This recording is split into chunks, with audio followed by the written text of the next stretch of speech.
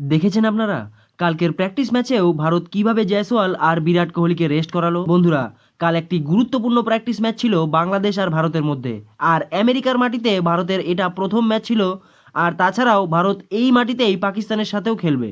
কিন্তু বাংলাদেশের মনে হয় বর্ডার ক্রস করা বেশি সোজা মনে হয়, আর ম্যাচ জেতা অনেক কঠিন। তাই বাংলাদেশ এত বছর ধরে ক্রিকেট খেলেও বিশেষ কিছুই ছিঁড়তে পারেনি। বাংলাদেশের পরেও আফগানিস্তান খেলতে এসে বাংলাদেশের থেকেও আফগানিস্তান অনেক বেশি সফলতা পেয়েছে। বাংলাদেশ কাল ভারতের সাথে ওয়ার্ম আপ ম্যাচেও 60 রানে হেরে যায়। তবে কালকের ম্যাচে ভারতের সব থেকে গুরুত্বপূর্ণ ব্যাটিং ছিল হার্দিক পান্ডিয়ার। হার্দিক পান্ডিয়া কাল 23 বলে 4টি 6-এর সাহায্যে 40 রান করে। তারপর বল করতে এসে একটি উইকেটও নেয় সে। তারপর ভারতের তরফ থেকে ঋষভ পান্ত খুব সুন্দরই খেলে। কাল রোহিত শর্মা সঞ্জু স্যামসনের সাথে প্রথমে ওপেনিং তো করতে আসে, কিন্তু স্যামসন মাত্র 1 রান করেই আউট হয়ে প্যাভিলিয়নে ফেরে। ঠিক তারপরে ঋষভ পান্ত খেলতে এসে নিজের খুব সুন্দর ফর্ম দেখায়। মাত্র 32 বলে 53 রান করে পান্ত এই ম্যাচের হাইয়েস্ট স্কোরার হয়। আর বাংলাদেশের কাল কোনো বোলারই ঋষভ পান্তকে আউটই করতে পারছিল না, তাই রোহিত শর্মা তাকে রিটায়ার নিতে বলে। তবে বন্ধুরা, নিউ ইয়র্কের এই স্টেডিয়াম যেমনি ভেবেছিলাম একদম তেমনি নয়।